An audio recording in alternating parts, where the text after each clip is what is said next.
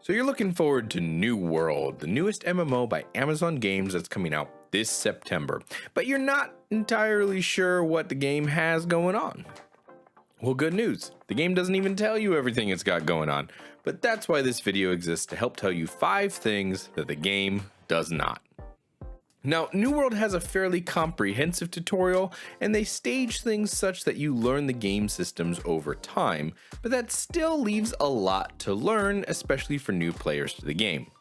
One of the tips in this video will save you literal hours of play time compared to, well, people like myself who simply didn't realize it at first. Let's dive in. Number 5, there's a ping system. That's right, the new standard for every video game is to have a ping system, and New World includes it as well. You're given no tutorial on this, but it's fairly simple. By pressing the middle mouse button, you'll bring up a wheel of options for your pings. By aiming into the world and releasing your selection, you'll drop a ping. This ping can be seen by anyone in your group and displays just like any other alerts. That means you'll get distance warnings, screen edge notifications, and see it through walls. There are different colors and icons based on your selection to help you quickly understand what it is that's being communicated. In addition, if you want quick access to these pings, you can assign any of them a hotkey in the Settings Key Bindings menu. The game doesn't tell you about any of this, but it does seem like players are discovering it on their own because I had a teammate use the loop ping in my very first expedition. We started with this one because, what the heck? There needs to be a tutorial on this. This next one does have a tutorial, but you're gonna miss it for some time. Number 4, you need to find shrines in order to fast travel. The main story will eventually send you down a quest to activate a shrine, but by then you will run past tons of them. It's these big gray pillars with blue glowy bits. You see them in every town. You'll recognize it.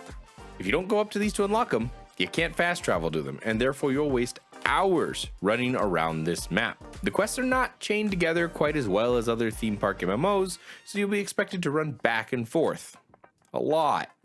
Save time, find the shrine. If you see giant blue lines shooting into the air, those are shrines. Take the time and go unlock them. Even if you don't have quests in the area right now, you may return to the area in the future or just want to fast travel back here. Speaking of travel, number 3, there's no mounts.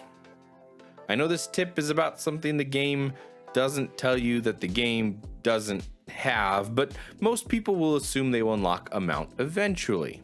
You won't, or at least not yet. See the previous tip and make sure you unlock those shrines. Number 2, your faction is important. This is initially played off like it's picking a color, but it's far more important than that. As a quick example, if your faction controls 2 cities, you can instantly transport any and all items between their storage sheds and your person. There's a small fee, but it's negligible.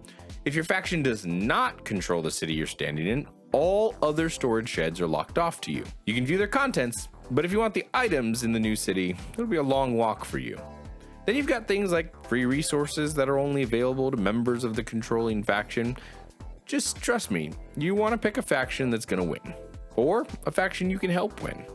If you've liked any of the tips so far in this video, please consider liking the video or subscribe for more videos about New World coming very, very soon.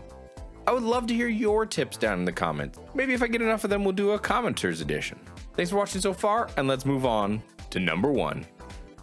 Crafting costs money.